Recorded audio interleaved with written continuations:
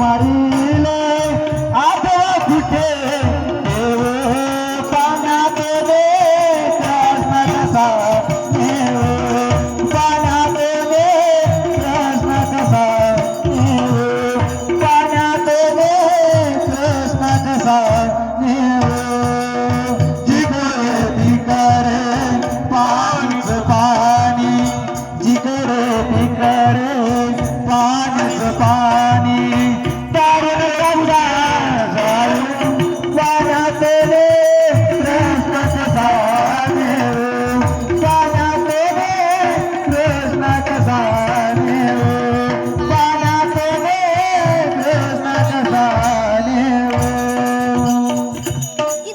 गोपाल कृष्ण भगवान आणि यानंतर वसुदेवानं आपला मुलगा गोकुळामध्ये घेऊन ठेवला.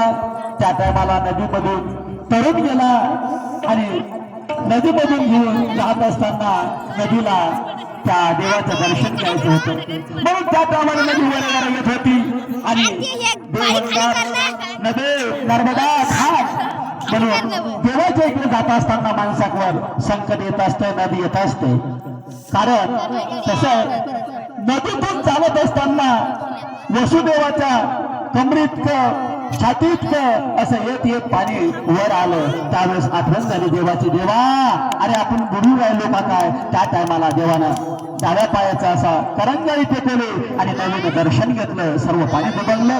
असा देवाचा आपलं गोकुळामधला उत्सव जसा अजून गोकुळामध्ये जो उत्सव असेल तोच उत्सव गोकुळातला सोनूना या गावामध्ये आपण करून राहिलो. चांगली गोष्ट आहे आनंदाची गोष्ट आहे पुण्याची गोष्ट आहे. म्हणून तर काय झालं वसुदेवानं आपला स्वतःचा मुलगा नंद बाबाच्या इकडे दिला आणि यशोदा माता यायचा ताब्यात देऊन टाकला. तिकडे एक मुलगी होती ती मुलगी आणली आणि आणल्याच्या नंतर वसुदेव बोलतात देवा अरे मी हिरा ठेवला आणि गार चालवली रे. मी हिरा ठेवला आणि गार चालवली देवा काय माझं नशीब आहे रे. अरे मी स्वतः देवाचा मायबाप असून आमच्या हातात त्याची सत्ता नाही काय करू मी लाड नाही. म्हणून तिकडची मुलगी आणली या बंदशाहीमध्ये गेले. तोपर्यंत बंदशाहीमध्ये कोणीच नव्हतं. इथून मुलगी नेली तिचं नाव माया आणि मुलगी नेलीच्या नंतर तिथं टाकल्याच्या नंतर रडण्याचा आवाज आला. एवढ्याच कौश मामा धावत आला आणि त्या मुलीला पकडलं आणि पकडल्याच्या नंतर कौश मामा म्हणतात अरे तर काही असो त्याने विचारलं देवकी माता म्हणतात कंसा अरे माझा भाऊ असरे तू माझे साथ मारले भल्या माणसा विचार कर ही मुलगी आहे का मुलगा आहे. ते म्हणे काही असो पण आठव्यापासून धोका आहे ना पण त्याला हे वृत्तांत माहितीच नाही.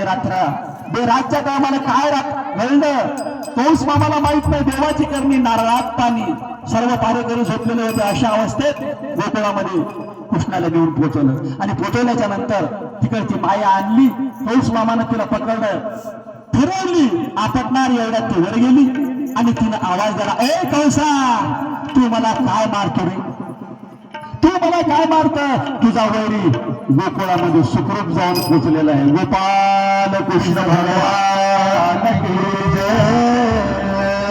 आणि इकडे आता मस्त याचा पाळणा बांधा याची आंघोळ करा 5 बाया उठा याची पाळणे पाळणे म्हणा आणि यांचे नाव ठेवा.